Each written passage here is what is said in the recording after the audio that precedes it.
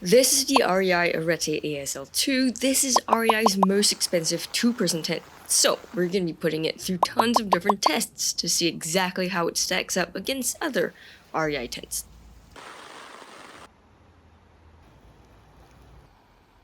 Is REI's most expensive tent worth it? Let's find out.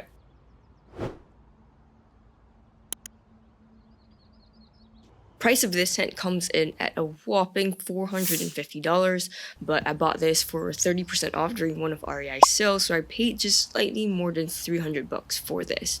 Now, here's how the manufacturer's suggested retail price compares to the other tents I've tested, from the cheapest to the most expensive. Typically, I wait for about a 30% sale to buy anything, so here's the prices I actually paid for each of them.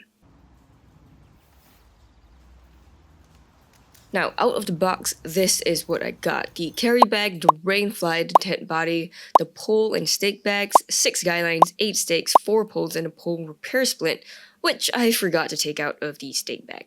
To set up the arete, first grab the 2 green poles, slide these into the 2 green pole sleeves that run across the tent in an X, and then secure each end into the grommets in the corners. Then secure the 2 black poles horizontally across the tent, also with grommets at each end. This is the main tent body fully set up. After that, drape the rainfly over the tent, aligning the vestibule door over the inner tent door.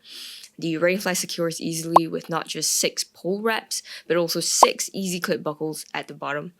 Then stake the single vestibule down, guy out the 6 guy lines around the tent, and there are also another 7 more guy out points at the bottom of the rainfly, which pull the rainfly away from the tent body, and I highly recommend doing so.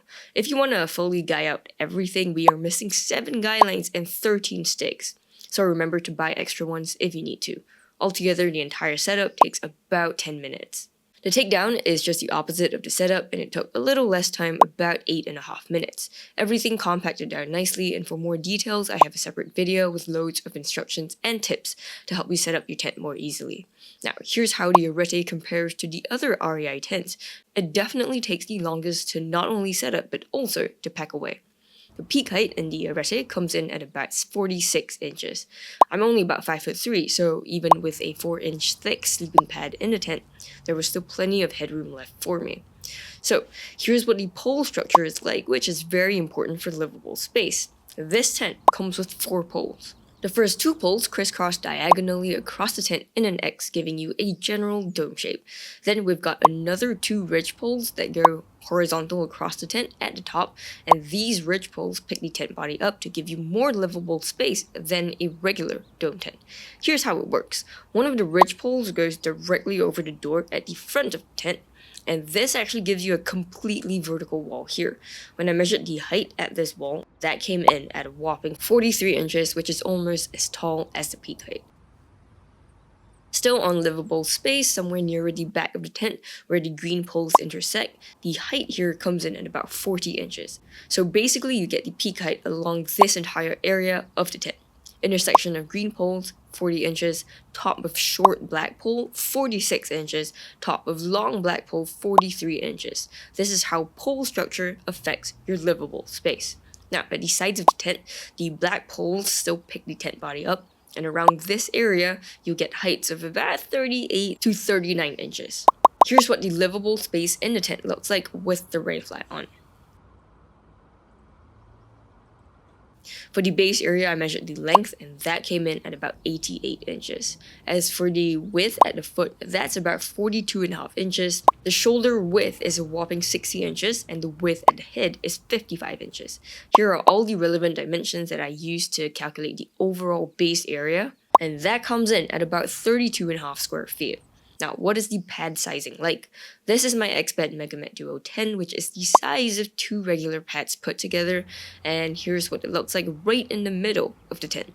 There's quite a bit of leftover room near the front of the tent, about 8 inches on either side, but the leftover room near the foot is only 2 inches on each side, so you can't fit anything that's even remotely bigger than this. Here's how the Arete compares to my other REI tents in terms of height, length, width, and inner base area. It's definitely super roomy compared to the rest, with not just the highest peak height, and this height extends almost across the entire length of the tent, and it also has the biggest base area as well. The Arete comes with only one vestibule at the front of the tent though, and here are the dimensions that you need to know. The length at the top, 34 inches, the length at the bottom, 57 inches, and the width is about 31.5 inches. So on top of the base area from before, this gives us another almost exactly 10 square feet of vestibule space. That's a total base area of 42.5 square feet.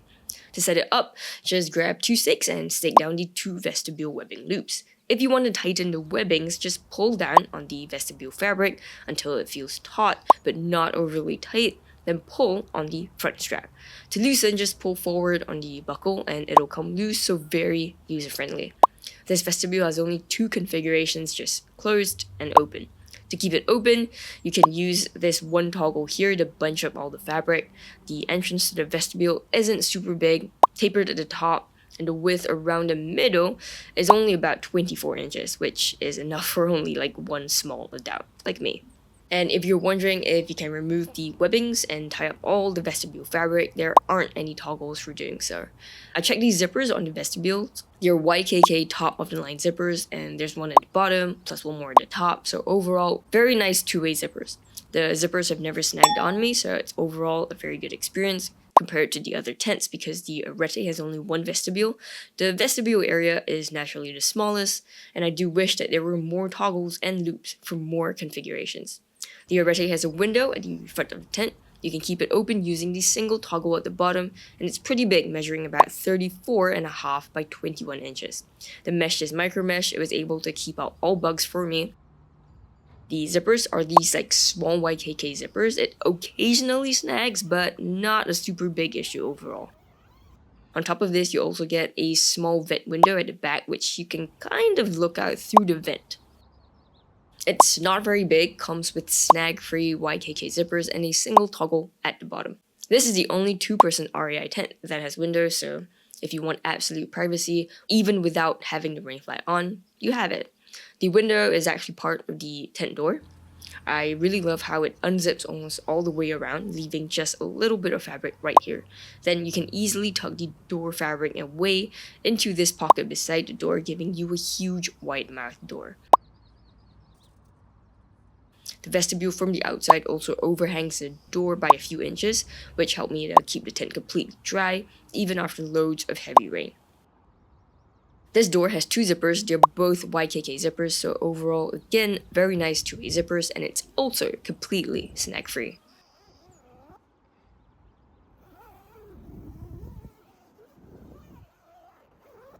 The Arete has only one door compared to the rest of the tents, and that's usually a problem, but not in this tent because the door is located at the head, so you don't actually have to climb over the other person when getting in and out. And it's the only tent that comes with a door pocket, which is so much more user-friendly than toggles. This takes all of 1 second to remove the door from the pocket and only another 4 seconds to zip the whole thing up. Toggles can easily take 2 to 3 times the amount of time. For storage, the Arete has 4 pockets at the front, one super huge pocket at the back, and small one at the top. Dimensions of all pockets will be on the screen. For loops to hang stuff from, there's a total of 9 loops. Compared to the other tents, the Arete definitely has quite a few more storage options. Now, we're going to move on to waterproofing features, and the first one is the seam taping. All the corners of the tent have perfectly taped seams, and the webbings near the corners are also no different, perfectly taped. The seam taping goes up 8 inches and stops there. Everything else above isn't taped. There's also a seam running across the flooring, and it was taped too. This is not a tub floor, it's just a flooring with lots of seams on it, but thankfully, all the seam taping was great.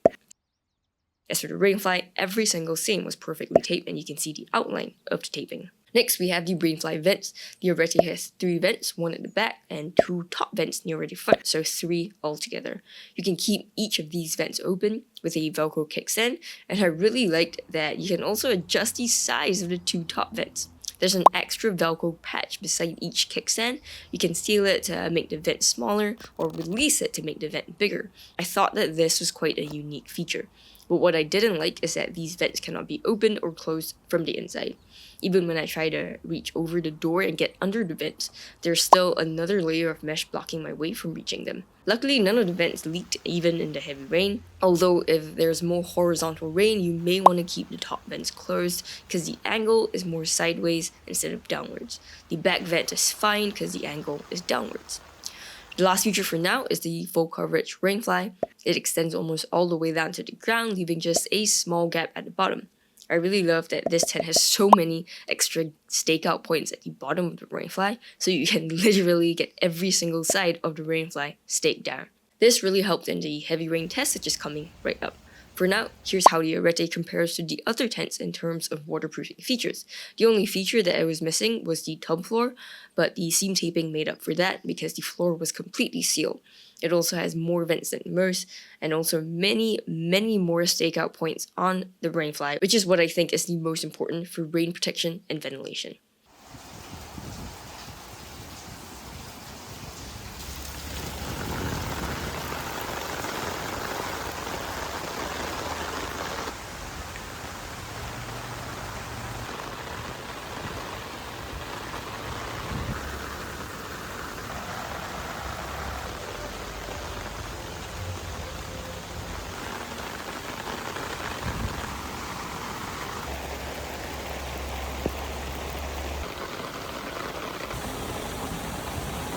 For the first rain test, I put this tent through about 2 hours of heavy rain. About 1 hour in, the rain lightened up a bit, so I checked it out and found that it was still completely dry, with not a single drop of water inside the tent at all. At about 1.5 hours in, I noticed that some parts of the rainfly were starting to look damp and water was soaking through. This includes the vent fabric and the vestibule rain flap. And after 2 hours of heavy rain, it stopped raining completely, so I checked the tent and found that the whole rainfly was completely drenched.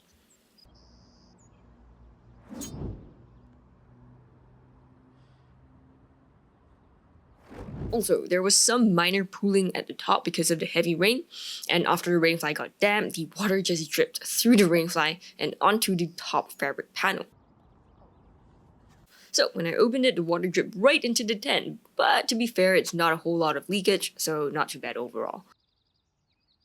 As for the vents, they didn't leak even though I kept them open the whole time. The seams didn't leak as well, neither did the flooring at the bottom, and that takes us into our next rain test.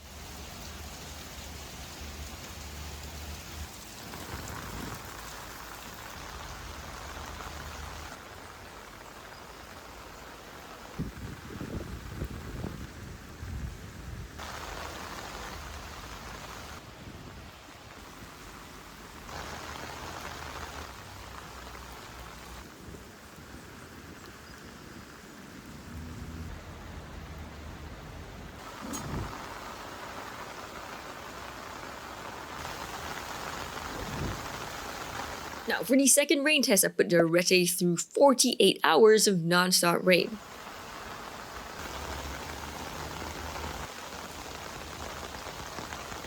Here were the test conditions. The rain started off light, stayed moderate most of the time, but at some points it got super heavy and even crazy at times based on the official rain intensities. But one thing's for sure, it was really 48 hours of non-stop rain. So 48 hours later, when the rain finally stopped, I checked in on the tent and here are the results.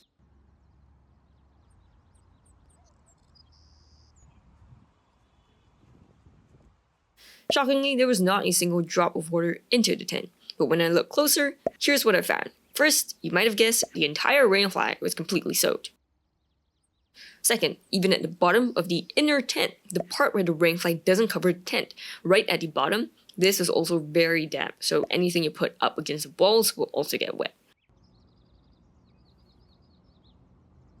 Third, most of the seams were not leaking, though I did find a few problem spots, like here. When I pressed on these seams, I noticed that the water will start to seep through.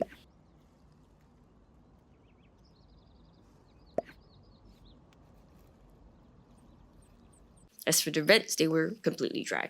Overall, here are the exact data points that you may want to check out. And here's how the Arete compares to the other REI tents. It's made completely of nylon, which is less water resistant than polyester, so by the 2-hour mark, the rainfly got completely drenched. Thankfully though, the design of the rainfly is fantastic, almost perfect, so the first actual leak into the tent didn't even happen till like 24 hours in when the flooring got damp. When you take the rainfly off, this is what you'll find underneath. I really like that I could unzip not only the front window but also the top mesh and the small triangle vent at the back. For the top mesh to keep it unzipped, just tuck all the fabric into the top pocket right here. This is what the Arete looks like with as much unzipped mesh as possible. I would say that this is about 15% mesh, the rest of it is just pure fabric. Now, if you're using this tent in winter, you can zip up all the mesh and each of the mesh panels have two-way YKK zippers. For the top mesh, I like to have the zippers joint up at the front, and just take note that this can sometimes be snaggy. First, zip up one half of the top panel using one zipper. Then there will be a toggle on the mesh which you're supposed to tuck into this like small hole in the fabric. This is what gives you the peak height, so it's a must to use this toggle, and only after that do you zip up the other half of the panel. And with that, you seal up every single part of the tent with no exposed mesh at all. The Arete is definitely the REI tent with the least mesh. Even though it's adjustable, the max amount of mesh is like 15%, so you can use this only in the off-season or in winter. As for materials, the flooring is 70 denier nylon taffeta, and the tent body, which is anything apart from the blue flooring fabric, is 40 denier ripstop nylon. The rainfly is also 40 denier ripstop nylon. The green poles for the main tent body are DAC press fit poles, so is the short black pole over the middle of the tent, and the longer black pole over the door is a DAC Featherlight NSL pole, which is a more lightweight pole than DAC press fit. The mesh is micro mesh. It should also be nylon, I think, and the holes were small enough to keep out every single bug for me.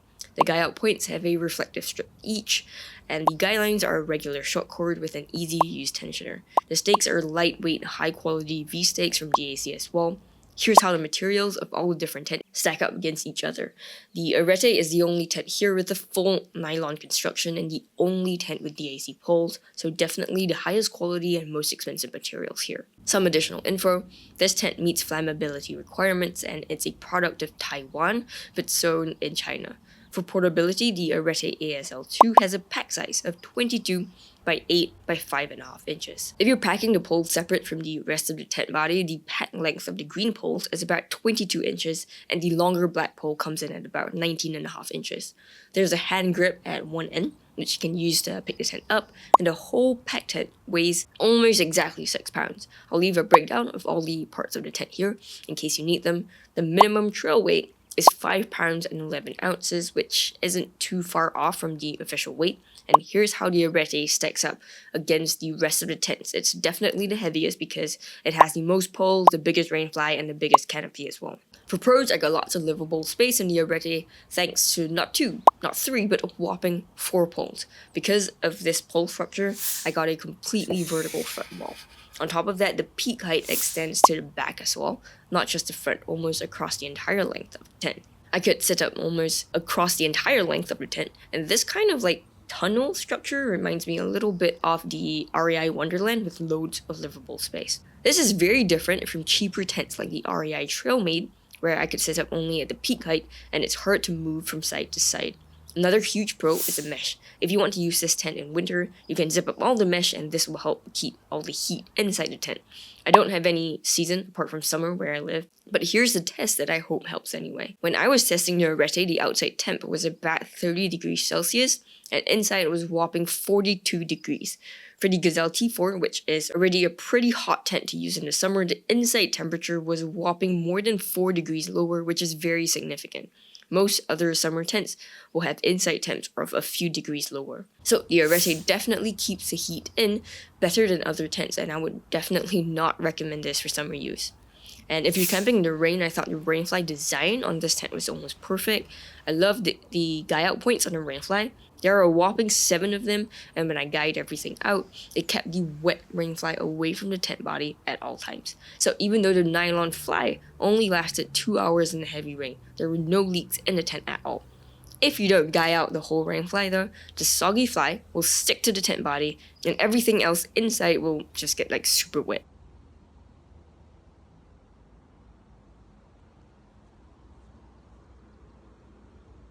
The materials on this tent are also really high quality, complete with nylon ripstop and all across DAC poles and stakes.